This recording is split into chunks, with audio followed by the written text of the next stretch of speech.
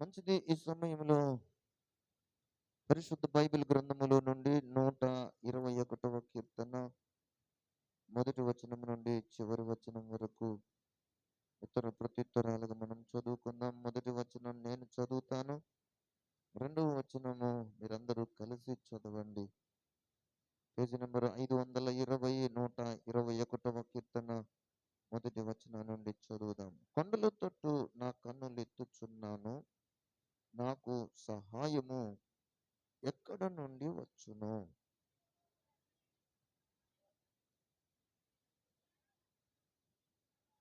ఆయన నీ పాదము తొట్రిల్లనీయడు, నిన్ను కాపాడువాడు కొనుకడు.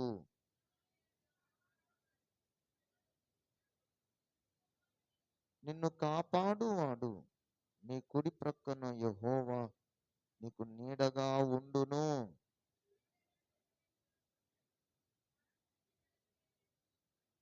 ఏ అపాయమును రాకుండా యెహోవా నిన్ను కాపాడును.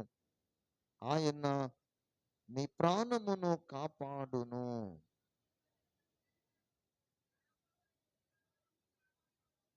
నాతో పాటు మొదటి వచనాన్ని దయచేసి మీరందరూ నోరారా పలకాలని ప్రభు పేరు తెలియచేస్తున్నాను.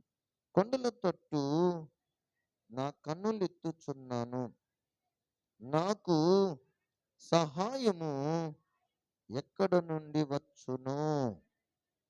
దేవుడు తన పరిశుద్ధ వాక్యాన్ని మనందరి వెనుకడిలో స్థిరపరిచి దీవించునుగాక. ఆమేన్. అందరూ కూడా కూర్చోనండి. తలలు వంచినట్లయితే చిన్న ప్రార్థన చేసుకొని దేవుని వాక్యాన్ని కొద్ది నిమిషాలు మనం అందరం ధ్యానం చేద్దాం. పరిశుద్ధుడు అయిన తండ్రి, ప్రేమ కలిగిన మా ప్రియ పరలోకపు దేవ, ఇప్పటి వరకు మేమందరం చప్పట్లు కొడుతూ స్వరాలెత్తి గాన ప్రతిగానాలు చేస్తూ పాటలు పాడుతూ నిన్ను మహిమపరిచాం. దేవా, మీరు మా మధ్యలో ఉన్నందుకు స్తోత్రాలు. మా ప్రార్థనలను, మా ఆరాధనలను, మా పాటలను, మా మధ్యలో వహించబడిన వాయిద్యములను అన్నీ కూడా మీరు స్వీకరించినందుకు స్తోత్రాలు. సేవకుడు నీ దాసుడు నీ పక్ష నిలబడ్డాడు ప్రభువా. నీ పిల్లలు నీ పాద సన్నిధికి సమకూర్చబడి వినుటకు వేచి వచ్చారు. అందరిని మీరు జ్ఞాపకం చేసుకొని మేమందరము నీ ఎదుట సిగ్గుపడనక్కరలేని వ్యక్తులముగా బ్రతకడానికి, నిలబడడానికి మమ్మల్ని యోగ్యులనుగా చేయుటకు హెచ్చరికయు ఆదరణయు క్షేమాభివృద్ధిని కలిగించే నీ నల్లని దివ్యమైన నీ స్వరమును మాకు వినిపింప చేయమని శక్తిగల యేసు నామములో ఈ మనవులు అడుగుచున్నాము తండ్రి. ఆమేన్. దేవునికి స్తోత్రం కలుగునుగాక. హల్లెలూయా. కూడి వచ్చిన మీకందరికీ హృదయపూర్వక వందనాలు తెలియజేస్తూ, దేవుడు మనకు మరొక పునరుద్ధాన దినాన్ని దేవుడు అనుగ్రహించిన కారణాన్ని బట్టి మనమందరము ఆయనను స్తుతిస్తూ మరి ఆయనను ఆరాధనను చేస్తూ ఆయన నామమును మనము ఘనపరుస్తూ మరి ఈ సమయంలో మనమందరం కూడా మరి కొద్ది నిమిషాలు దేవుని వాక్యాన్ని శ్రద్ధతో వినడానికి మనమందరము కూడా మనలను, మన శరీర ప్రాణ ఆత్మను దేవునికి సమర్పించుకుంటూ మనం చదువుకున్నటువంటి 121వ కీర్తనలో మనము 8 వచనాలను మనము చదువుకున్నాం. ఇందులో నుండి మనము అనేక విషయాలను ఈరోజు నేర్చుకోవాల్సిన అవసరత ఎంతైనా ఉంది. ఈ 121వ కీర్తన పైన చిన్న అక్షరాలలో చూస్తే భక్తుడు మనకు తెలియజేస్తున్నటువంటి మాటలు ఏంటంటే యాత్ర కీర్తన అని చెప్పబడింది. ఇది ఏ కీర్తన అంట? యాత్ర కీర్తన. యాత్ర అంటే ప్రయాణానికి సంబంధించింది అని మనకందరికీ విదితమే. స్తోత్రం చెబుదాం. హల్లెలూయా. ప్రయాణానికి సంబంధించినటువంటి కీర్తన ఇది. అంటే ఒక మనుషుడు ప్రయాణం చేసేటప్పుడు ఆ మనుషునికి కలగబోయే పరిస్థితులు, ఆ మనుషుని యొక్క జీవితంలో కలగబోయేటటువంటి ఒడిదుడుకులు లేక ఇబ్బందులు, ఆ మనిషికి కలగబోయేటటువంటి సకల సమస్యలకు పరిష్కారాన్ని చూపించగలిగే కీర్తన కాబట్టి ఇది యాత్ర కీర్తన అన్నారు. స్తోత్రం. ఈ యాత్రలో, ఇశ్రాయేలీయుల యాత్రలో మనము పరిశుద్ధ గ్రంథంలో మనం చదివితే వారు అనేక రకాల సమస్యలను ఎదుర్కొన్నారు. ప్రత్యేకంగా నీటి సమస్య, ఆహారపు సమస్య, శత్రువుల యొక్క సమస్య. ప్రయాణంలో వారు అలసిపోయారు, శారీరకంగా అలసిపోతున్న పరిస్థితులు వారి యొక్క జీవితాలలో. ఇశ్రాయేలీల అరణ్య యాత్రలో మనం చూస్తే వారు అనేక విధాలుగా కొన్నిసార్లు శోధింపబడడం కూడా జరిగింది. స్తోత్ర. కొన్నిసార్లు వారి జీవితాలలో సనుగుకొనిన పరిస్థితులు వచ్చాయి. వారి జీవితాలలో వారి విశ్వాసాన్ని సైతం కోల్పోయే పరిస్థితులలోకి కూడా వారు వచ్చారు. అయితే ఈ యాత్ర కీర్తన ఈ భూమి మీద ఒక భక్తుడి జీవితంలో ఏ పరిస్థితులలోనైనా భక్తుడు స్థిరంగా ఈ భూమి మీద తన భక్తి జీవితంలో, విశ్వాస జీవితంలో తాను నమ్మిన దైవము కొరకై నిబ్బరమైన బుద్ధి కలిగిన వాడై, స్థిరపరచబడిన వాడై దేవుని కొరకు బ్రతకడానికి ఏ విధంగా దేవుని సహాయము మనకు తోడుగా ఉంటుందో తెలుపబడుతున్నటువంటి కీర్తనయే ఈ 121వ కీర్తన. స్తోత్రం. మొదటి వచనములో అంటున్నాడు, కొండల తట్టు నా కన్నులెత్తుచున్నాను, నాకు సహాయము ఎక్కడ నుండి వచ్చును. నేను కన్నులెత్తుచున్నాను. దేని తట్టు కన్నులెత్తుచున్నాడంట? కొండల తట్టు నా కన్నులెత్తుచున్నాను, నాకు సహాయము ఎక్కడ నుండి వచ్చును. ప్రయాణికుడి జీవితంలో సహాయము ఎటు నుండి వస్తుంది? ఎక్కడ నుండి వస్తుంది? ఈ సహాయం కొరకు ఎదురు చూసేవాడు, మీరు జ్ఞాపకం చేసుకోండి, ఖచ్చితంగా 4 దిక్కులు చూడాల్సిందే. ఎన్ని దిక్కులంట? 4 దిక్కులు. తూర్పు, పడమర, ఉత్తర, దక్షిణాలు. ఇవి. తరువాత ఇంకొక 4 దిక్కులు చూడటం అంటే తల్లిదండ్రుల వైపు ఒక దిక్కు, అత్తమామల వైపు ఒక దిక్కు, భార్య వైపు ఒక దిక్కు, ఇంకా పిల్లల వైపునకు. నాకు సహాయము ఎక్కడి నుండి వస్తుంది?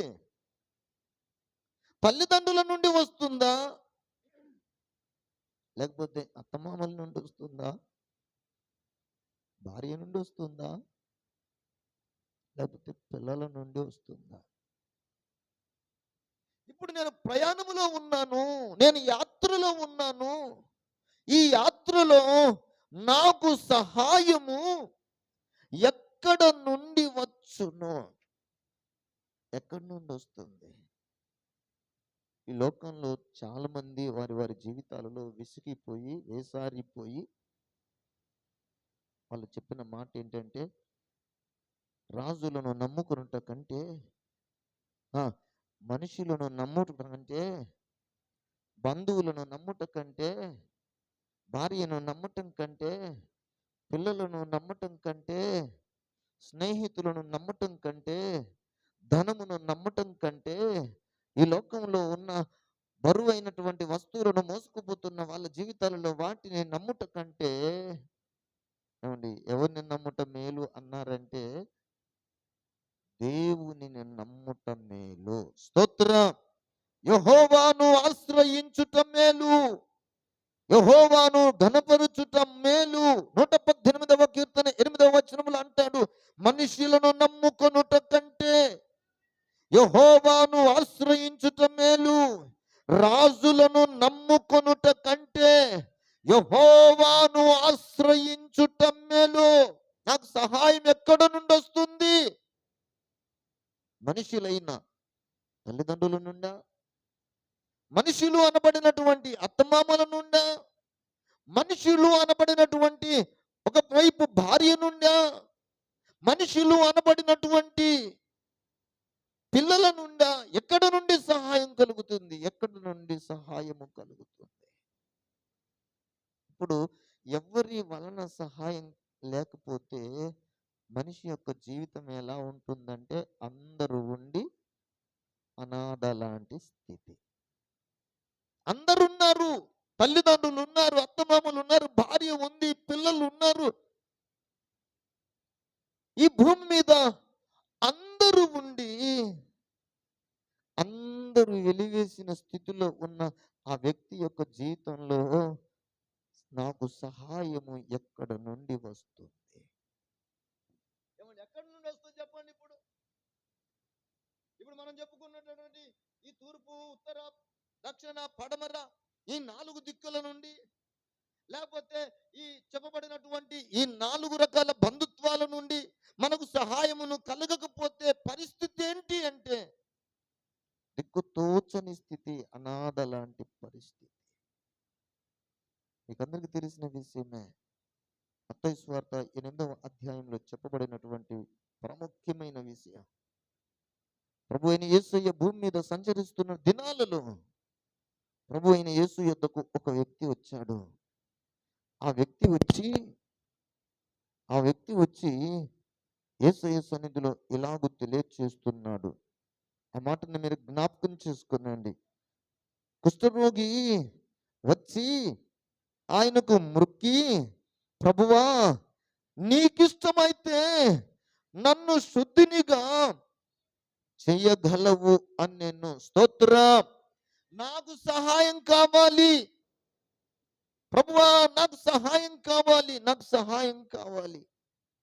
నేను నాకు సహాయము కావాలని తల్లిదండ్రుల వైపు చూశాను, అత్తమామల వైపు చూశాను, భార్య వైపు చూశాను, పిల్లల వైపు చూశాను. ఇదిగో సమాజం వైపుకు చూస్తే అందరూ స్నేహితులు గాని, రాజులు గాని, ఏమండి ప్రభుత్వాలు గాని, ఎవరైనా ఎవరి వైపు చూసినా అందరూ నన్ను పాలెమునకు వెల్లుప్పల పెట్టారు. బ్రతికుండగానే పాలెమునకు ఊరు బయట ఉంచారు. ఊరు బయట ఉంచి అపవిత్రుడు అని ముద్ర వేశారు. అతనికి మరణ శిక్ష విధించే, దండన విధించేటటువంటి స్థితిలో అతనిని బహుగా ఆజ్ఞాపించారు.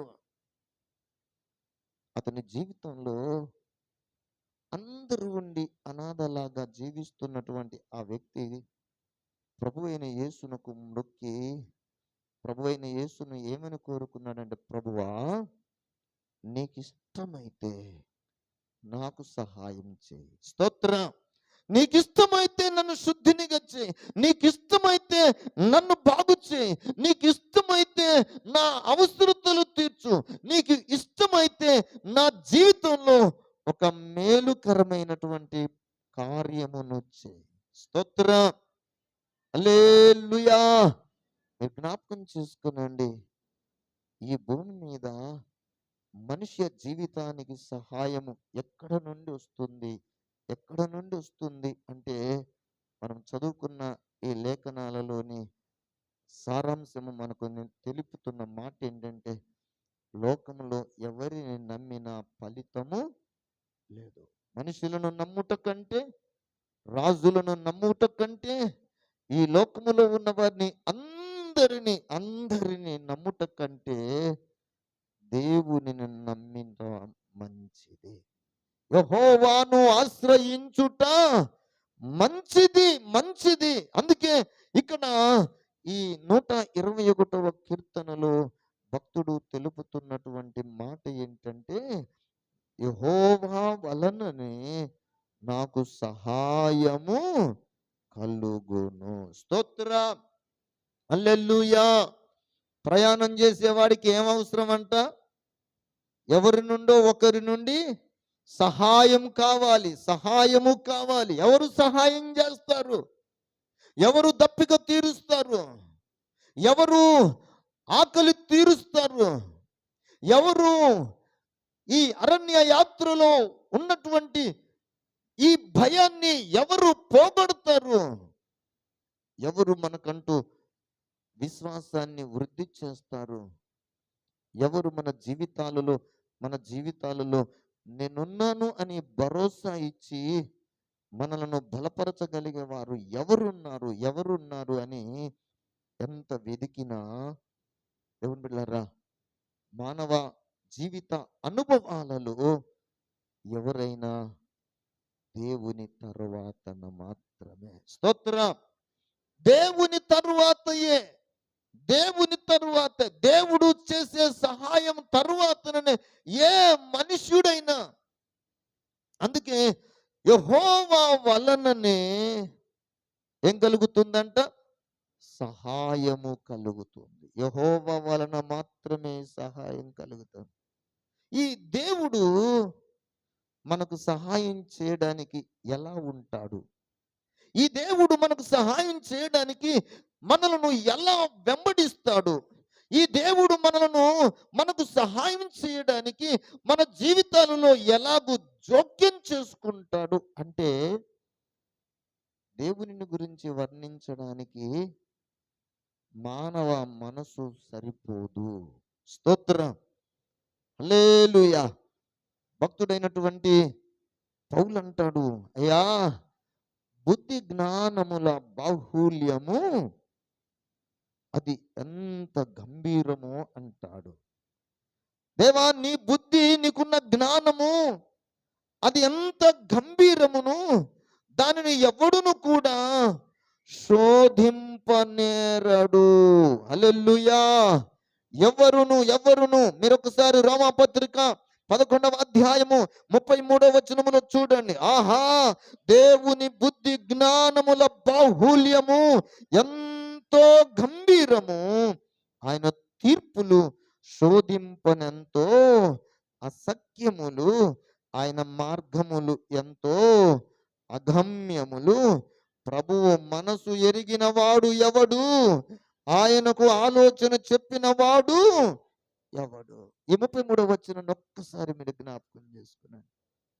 దేవుని బుద్ధి జ్ఞానముల బాహుల్యం ఎంతో గంభీరము, ఆయన తీర్పులు శోధింపనెంతో అసఖ్యములు. మనం అర్థం చేసుకోలేమండి. ఆయన తీర్పులంట శోధింపనెంతో, ఆయన తీర్పులను శోధించలేము. ఆయన జ్ఞానమును, ఆయన బుద్ధిని అసలు అది మనకు అందనంత ఎత్తులో ఉన్నవి. ఆయన మార్గములు ఎంతో అగమ్యములు. ఎవరికి తెలియదు ఎట్లా పోయి ఎట్లా వస్తాడు. ఆయన చిక్కడు దొరకడు. ఏమండి? ఆయన చిక్కడు దొరకడు.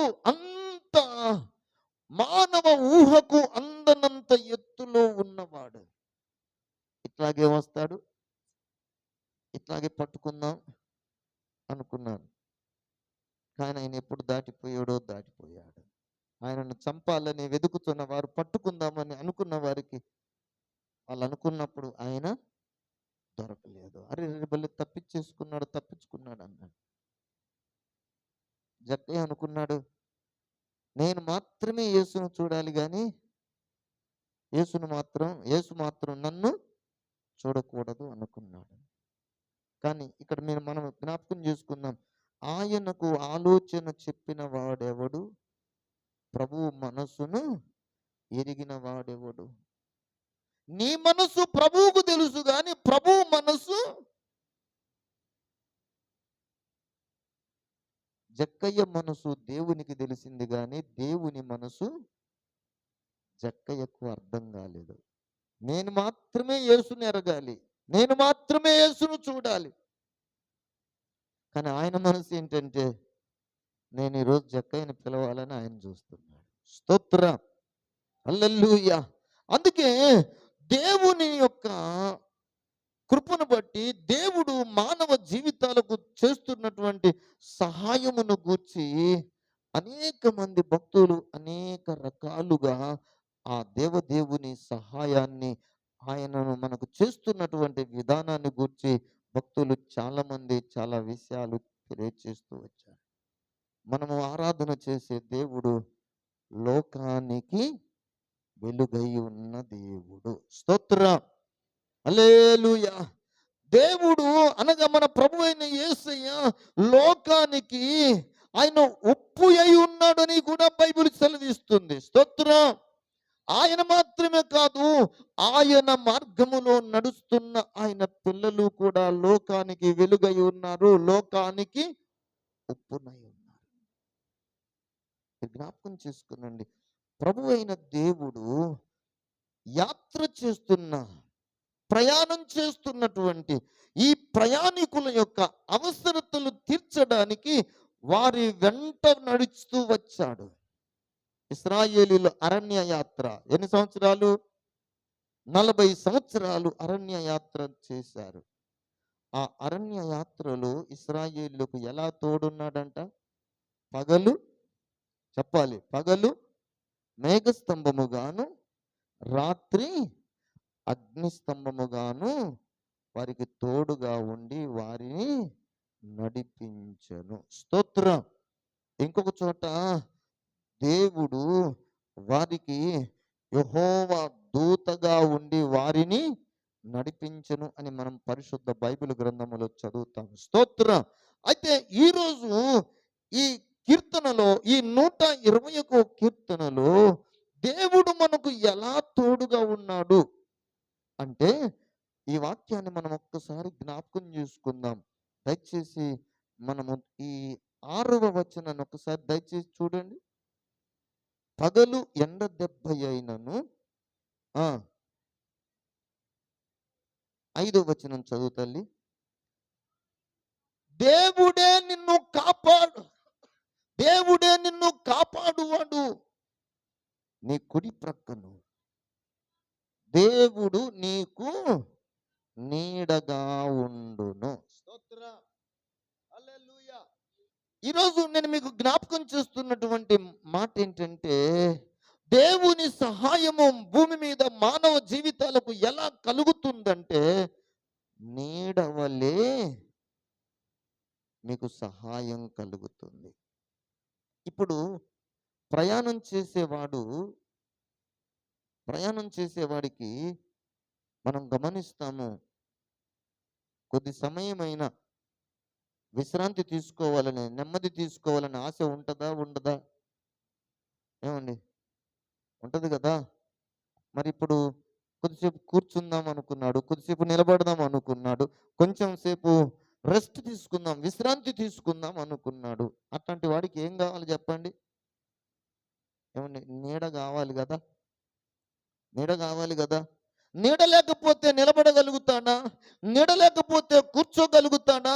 నీడ లేకపోతే సుఖాన్ని అనుభవించగలుగుతాడా?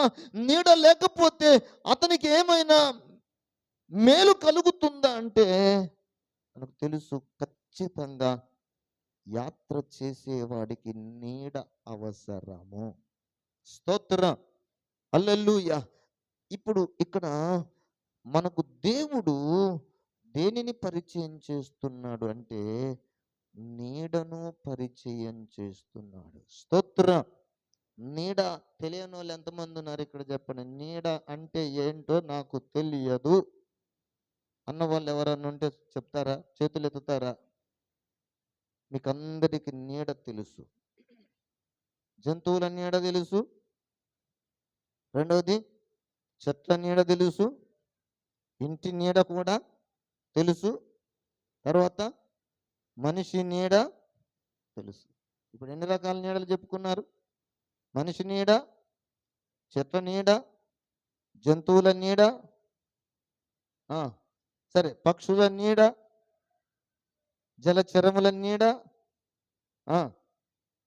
ఇంకా మనం నివసిస్తున్నటువంటి ఇంటి నీడ. ఇప్పుడు మీరు జ్ఞాపకం చేసుకోనండి, మనకు సహాయము ఎక్కడ నుండి వచ్చును అంటే, ఇప్పుడు ఇదంతా ఈ నీడను గూర్చి మనము నేర్చుకున్నాం. ఇప్పుడు ఈ నీడ, మనిషి నీడ పడాలంటే, ఇంటి నీడ పడాలంటే, జంతువు యొక్క నీడ భూమి మీద పడాలంటే, ఒక పక్షి యొక్క నీడ పడాలంటే, రెండవది తర్వాత ఇంటి నీడ పడాలంటే, ఇప్పుడు ఒక దాని నీడ మనకు పడాలంటే దీని మీద మరొకటి కార్యము జరిగించాలి. హల్లెలూయా. అదేంటో చెప్పగలరా? ఏంటో తెలుసా? సూర్యుని యొక్క కిరణాలు ఇంటి మీద పడితే ఇంటి నీడ కనబడుతుంది. జంతువు మీద కనబడితే అది బ్రతుకుతున్న ఆ జంతువు నీడ కనబడుతుంది. అలాగే దేవాలయం మీద సూర్యుని యొక్క కాంతి పడితేనే ఈ భూమి మీద ఇదిగో దేవాలయపు యొక్క ఆకారము నీడ పడుతుంది. సూర్యుని యొక్క కాంతి పడితేనే, వెలుగు పడితేనే రూపం అనేది కనబడుతుంది. వెలుగే లేకపోతే రూపము లేనే లేదు. స్తోత్రం. అందుకే భక్తుడు అన్నాడు, ఆదియందు వాక్యముండెను, వాక్యము దేవుని యొద్ద ఉండెను, వాక్యము దేవుడై ఉండెను, ఆయనలో జీవము ఉండెను, ఆ జీవము మనుషులకు వెలుగై ఉండెను, ఆ వెలుగు ప్రతి వాణిని బ్రతికిస్తూ వెలిగిస్తూ ఉంది. హల్లెలూయా. ఇప్పుడు మనం బ్రతికాం గనుక, సూర్యుని కాంతి మన మీద పడుతుంది గనుక మన నీడ క్రింద కొన్ని బ్రతుకుతాయి. జంతువుల నీడ క్రింద మరికొన్ని బ్రతుకుతాయి. చెత్త నీడ క్రింద కొన్ని బ్రతుకుతాయి. ఇంటి నీడ క్రింద ఇంకా కొందరు బ్రతుకుతారు. ఇలాగా మనం జ్ఞాపకం చేసుకుంటున్నటువంటి ఈ లేఖనంలో మీరు చూడండి, ఇక్కడ నీడ ఒకటి కనబడుతుంది. ఇక్కడ నీడ మనకు కనబడుతుంది. ఇది ప్రకృతి సంబంధమైన నీడ. ఇంటి నీడ, పశువుల జంతువుల నీడ, మనిషి నీడ, జలచరముల ఈ నీడను గూర్చి మనం ఏమి నేర్చుకోవలసి వచ్చిందంటే, జ్ఞాపకం చేసుకునండి, నీడలను గూర్చి బైబిలు రెండు ప్రాముఖ్య విషయాలను తెలిపింది. ఒకటి స్థిరమైన నీడ, రెండవది అస్థిరమైన నీడ. మీరు పరిశుద్ధ బైబిల్ గ్రంథములో మొదటి దినవృత్తాంతముల గ్రంథము 29:15 వచనాన్ని దయచేసి ఒక్కసారి చదవండి. అయ్యా, మా పితరులందరి వలనే మేమును నీ సన్నిధిని అతిథులమును పరదేశులమునై ఉన్నాము. మా భూనివాస కాలము నీడ అంతా అస్థిరము, స్థిరముగా ఉన్నవాడు ఒక్కడును లేడు. స్తోత్రం. భూనివాస కాలము ఏమండి? నీడ అంతా అస్థిరము. అస్థిరం అంటే స్థిరము, స్థిరము అంటే అస్థిరం. గుడ్, అంతే కదా? స్థిరము అంటే వ్యతిరేక పదం అస్థిరం. అస్థిరం అంటే వ్యతిరేక పదం మంచిదే. ఇప్పుడు స్థిరం అంటే ఏంటి? స్థిరము అంటే ఎన్నటికి నశింపు లేనిది స్థిరమైనది. స్తోత్రం. అస్థిరము అంటే అది కొంతకాలము కనబడుతుంది, తరువాత దాని ఉనికిని అది కోల్పోతుంది. అది కొంతకాలానికి కనుమరుగైపోయేది అస్థిరము. శాశ్వత కాలం ఉండేదేమో స్థిరము. ఇప్పుడు భూనివాస కాలము ఏమండి, మా భూనివాస కాలము నీడ ఎంత అస్థిరము. ఇప్పుడు మా భూనివాస కాలము నీడ అంటే నీడ స్థిరమైనది కాదు. నీడ స్థిరమైనది, ఇంటి నీడ, జంతువు నీడ, పక్షి నీడ, తర్వాత మనిషి నీడ. ఈ భూమి మీద మీకు ఏ చెట్టు నీడ కానివ్వండి, ఏ నీడ కూడా అది అస్థిరమే తప్ప స్థిరమైనది. ఎప్పటికైనా మీరు చూడండి, దేని నీడనైనా మార్చగలిగే సామర్థ్యత ఒకదానికి మాత్రమే ఉంది. దేని నీడనైనా మారుస్తుంది. అన్నిటి యొక్క నీడలను మార్చగలిగే శక్తి ఇదిగో ప్రకృతి సంబంధంగా చెప్పాలంటే సూర్యుడికి మాత్రమే ఉంది. ఇప్పుడు తూర్పు దిక్కున ఉదయించే సూర్యుడు విస్తరింపబడుతున్నప్పుడు ఆ సూర్యుని యొక్క కాంతి ఏ మనిషి మీదనైతే పడుతుందో ఆ మనిషిని యొక్క నీడ ఎటు కనపడుతుందో చెప్పండి. మనం తూర్పుకు నిలబడ్డాము, సూర్యుని యొక్క కాంతి మన ముఖం మీద మన మీద పడుతుంది, మన నీడ ఎక్కడ కనపడుతుంది? తూర్పు దిక్కును చూస్తే కనపడదు. మన నీడ ఎక్కడ కనపడుతుంది అంటే వెనుక భాగంలో కనపడుతుంది. మళ్ళీ ఇప్పుడు మన నీడ తూర్పు భాగాన కనపడాలంటే కనపడుతుందా? కనపడుతుందా? కనపడుతుంది. ఎప్పుడు? ఆ ప్రకాశించే సూర్యుడు మరలా పడమర వైపు నుంచి మన మీద ప్రకాశిస్తే మన నీడ మారిపోయి తూర్పుకు కనపడుతుంది. అంటే జ్ఞాపకం చేసుకునండి, మన జీవిత కాలపు భూనివాస నీడ అస్థిరము. అంటే ఈ బాహ్య సంబంధమైన ఈ మానవ రూపము శాశ్వతం కాదు, అది అస్థిరము. అది అస్థిరము, అది శాశ్వతం కాదు. నీ నీడ శాశ్వతం కాదు. ఏదో మీ నీడ క్రింద బ్రతకడానికి వచ్చాను, ఏదో మీ చాటున బ్రతకడానికి వచ్చాను. దేవుని బిడ్డలారా, రాజుల నీడ, మనుషుల నీడ, అధికారుల నీడ, ఈ భూమి మీద ఉన్న అందరి నీడ అది అస్థిరము.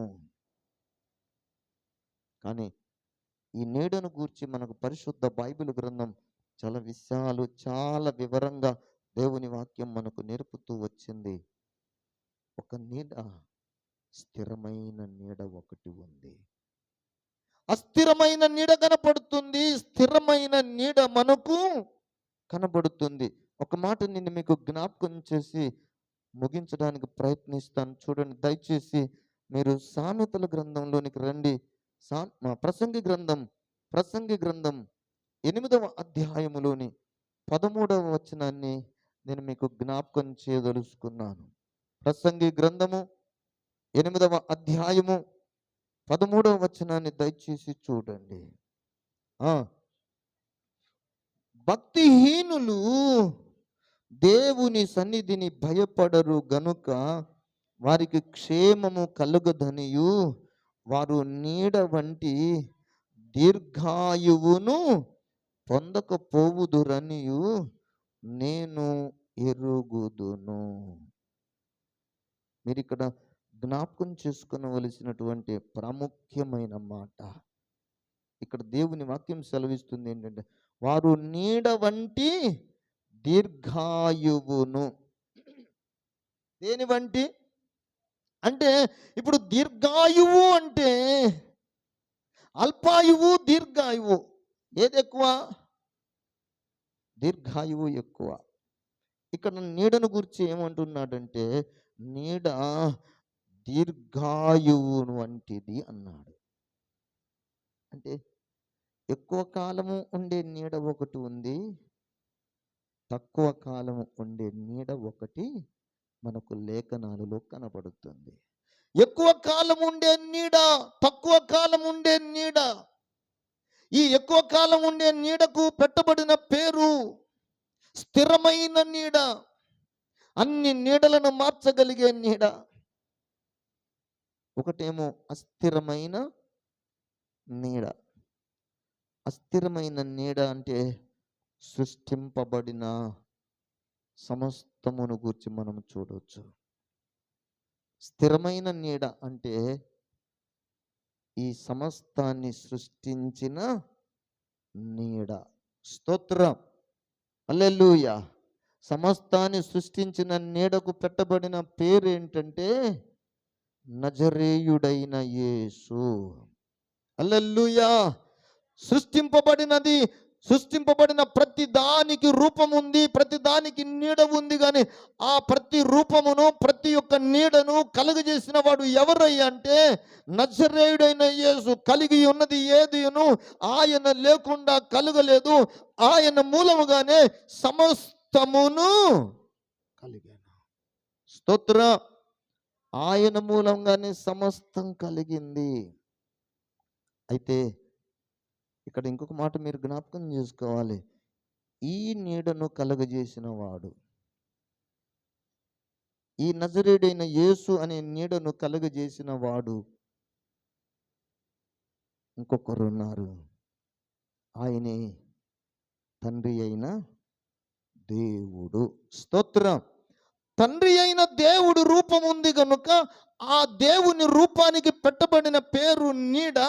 ఆ నీడ నీకు నాకు అర్థం కావడానికి కొరకే నజరేయుడైన యేసుగా నామము ధరించి ఈ భూలోకములు మనందరి కొరకు అవతరించాడు. హల్లెలూయా. అందుకే మహోన్నతుని చాటున నివసించు వాడే సర్వశక్తుని నీడను విశ్రమించువాడు. స్తోత్రం, హల్లెలూయా. దేవుని ప్రజలరా, దేవుని బిడ్డలరా, దేవుని వాక్యం మనకు నేర్పుతుంది మనమందరమును నీడను పోలి ఉన్నాము. మనలను కలుగు చేసిన దేవుడును కూడా నీడను పోలి ఉన్నాడు. మనమందరమేమో అస్థిరులము, ఆయనేమో స్థిరమైన వాడు. మనల్నందరినీ అస్థిరమైన మనలను కలుగజేసిన వాడేమో నజరేయుడైన యేసు. ఆ నజరేయుడైన యేసును కలుగజేసిన వాడేమో తండ్రి అయిన దేవుడు. స్తోత్రం. అందుకే ఇదిగో సూర్యుని కాంతి భూమి మీద ప్రతి దాని మీద పడినప్పుడు దాని నీడ ఎలాగైతే బయలుపరచబడుతుందో, ఆ సూర్యుని యొక్క తేజస్సే లేకపోతే దేని రూపము కనబడదు కదా. అట్లాగే తండ్రి లేకపోతే కుమారుడు అనబడిన క్రీస్తు లేడు. ఇప్పుడు క్రీస్తు మనకందరికి ఏమై ఉన్నాడంటే నీడ అయి ఉన్నాడు. స్తోత్రం. మనమేమై ఉన్నాం? మనము కూడా నీడయే అయి ఉన్నాం. కానీ మన నీడ ఎట్లాంటిది? అస్థిరము. యేసయ్య నీడ ఎట్లాంటిది? ఏమండి, యేసయ్య నీడ పడితే చాలు రోగులు బాగుపడతారు. యేసయ్య నమ్మిన భక్తుల మీద ఆ భక్తుల యొక్క నీడ పడితే చాలు రోగులు బాగుపడతారు. యేసయ్య నీడలో శక్తి ఉన్నది. హల్లెలూయా.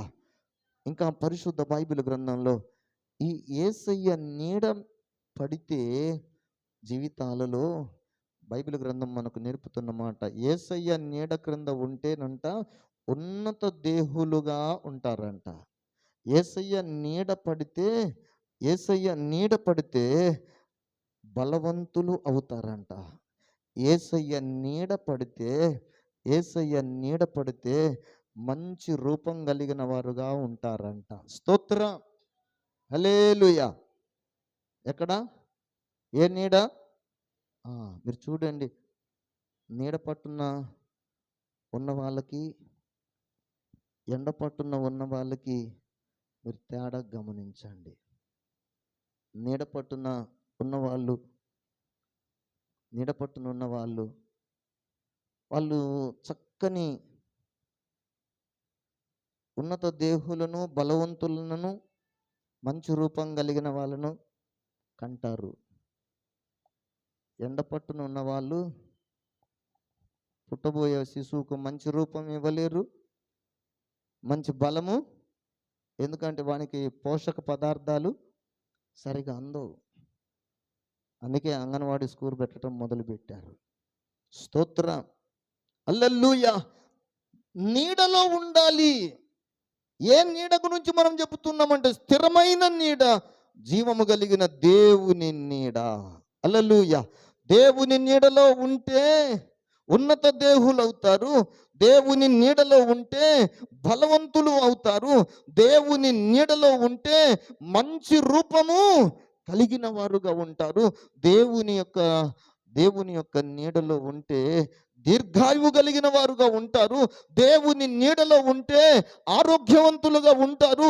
దేవుని నీడలో ఉంటే సుఖవంతమైన, అందమైన, సౌకర్యవంతమైన జీవితాన్ని కలిగి బ్రతకగలుగుతాం.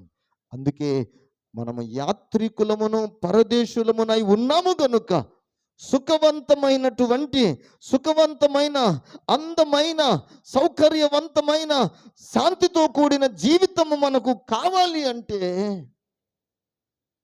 మనమందరం కూడా నీడలో బ్రతకాలి. హల్లెలూయా, హల్లెలూయా. ఇప్పుడు నేను చెప్పిన వీటికన్నిటికీ ఉన్నత దేహులు, బలవంతులు, మంచి రూపం, దీర్ఘాయువు, ఆరోగ్యం, సుఖవంతమైన జీవితం, ఇలా జీవించడానికి యేసయ్య నీడలో బ్రతకాలని ఎందుకు చెప్పవలసి వచ్చిందంటే లేఖనాలు మనకు ముందుగానే రాసి పెట్టి ఉంచారు భక్తులు. మనమందరము నీడలో ఉండాలి. ఎవరి నీడ? ఇప్పుడు యేసయ్య నీడ. 91వ కీర్తనలో సర్వశక్తిని నీడ అంటాడు. 91వ కీర్తన మొదటి వచనంలో, 57వ కీర్తన మొదటి వచనములోనేమో దేవుని రెక్కల నీడ అంటాడు. 121వ కీర్తన 5వ వచనం మనం చదివిన దాంట్లోనేమో యెహోవా నీ కుడి ప్రక్క నీకు నీడగా ఉంటాడు. స్తోత్రం, హల్లెలూయా. ఆయన నీడ నీ మీద పడితే ఏ అపాయము నీ యొద్దకు రాదు. నువ్వు యాత్ర చేయవచ్చు, నువ్వు ప్రయాణం చేస్తున్నావు. నీ ప్రయాణంలో దేవుని నీడ నీ మీద పడాలి. హల్లెలూయా. దేవుని నీడ నీ మీద పడితే ఈ భూమి మీద నువ్వు చలించుతావు, కదులుతావు.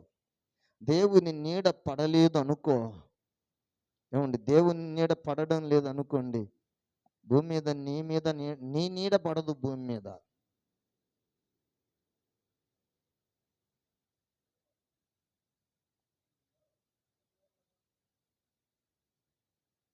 చూడండి, మనందరి నీడలు అస్థిరము. ఈ అస్థిరమైన వాటి కోసం, ఈ అస్థిరమైన ఈ నీడ కోసం, ఈ అస్థిరమైన ఈ రూపం కోసం, ఈ అస్థిరమైన ఈ దేహం కోసం, ఈ అస్థిరమైనటువంటి ఇదిగో ఈ లోక జీవిత యాత్రలో మనకు సహాయకుడు ఎవరు ఉండాలి అంటే దేవుడే ఉండాలి. హల్లెలూయా. దేవుడు ఎవరికి తోడుగా ఉంటాడో, దేవుడు నీడ ఎవరి మీద పడుతుందో వారికి ఆరోగ్యం కలుగుతుంది. దేవుడి నీడ ఎవరి మీద పడుతుందో వారి జీవితాలకు సుఖం కలుగుతుంది. ఒకసారి మీరు జ్ఞాపకం చేసుకునండి, 16వ కీర్తన 11వ వచనాన్ని మీరు దయచేసి చదవగలిగితే అక్కడ దేవుని వాక్యము మన జీవితాలలో చెప్పబడుతున్నటువంటి, అయ్యా, జీవ మార్గములు నీవు నాకు తెలియజేసేటివి, నీ సన్నిధిని సంపూర్ణ సంతోషమును కలదు నీ కుడి చేతిలో. హల్లెలూయా, హల్లెలూయా. యేసయ్య నీడలో నిత్యము నీకేం కలుగుతుందంట? నిత్యము సుఖమే, నిత్యము సుఖమే, నిత్యము సమృద్ధియే, నిత్యము క్షేమమే, నిత్యము కాపుదలనే, నిత్యము నీకు సహాయమే కలుగుతుంది. నిత్యము దేవుడు నీ పక్షంగా ఉంటాడు గనుక దేవుడు నీ పక్షంగా ఉండగా నీకు విరోధి. దేవుడు మన పక్షంగా ఉండి ఇంకా మనకు విరోధేవుడు అండి. హల్లెలూయా. మన నీడను ఎంతమంది తొక్కినా అది అణచివేయబడదు. ఎందుకంటే మన నీడ క్రీస్తులో దాచబడి ఉంది. ఆ క్రీస్తు ప్రతిబింబము మన మీద ఎప్పుడైతే మన మీద ప్రజ్వలింపబడుతుందో, దేవుని కాంతి, క్రీస్తు యొక్క మహిమ కాంతి మన మీద ఉదయించినప్పుడు మనల్ని ఎవ్వరూ త్రొక్కివేయలేరు. మనకు సహాయం ఎక్కడి నుండి కలుగుతుందంటే దేవుని వలననే సహాయము కలుగుతుంది. ఈ నీడ వలన మనం ఏం నేర్చుకున్నామంట? నీడ వలన, నీడ పడడం వలన, నీడ పట్టున ఉండడం వలన 3 విషయాలు చెప్పాను. నీడ పట్టున ఉంటే దేహము ఉన్నత దేహంగా మారుతుంది. రెండవది, నీడ పట్టున ఉంటే రెండవ మాట ఏం చెప్పాను? బలవంతులు అవుతారు. ఎక్కడ? ఎండకు పోతే ఉన్నత దేహులు కాలేరు. ఎండ ఆశీర్వాదానికి సూచన కాదు, ఎండ శాపానికి సూచన, నీడ ఆశీర్వాదానికి సూచన. స్తోత్రం.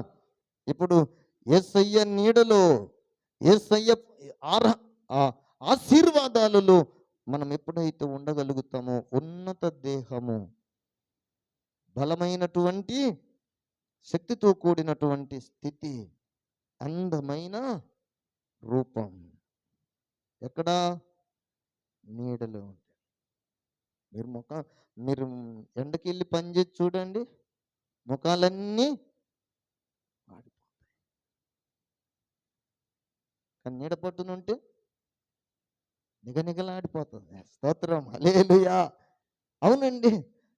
నీడ పట్టున ఉంటే అంటే స్థిరమైన నీడ, యేసయ్య నీడ.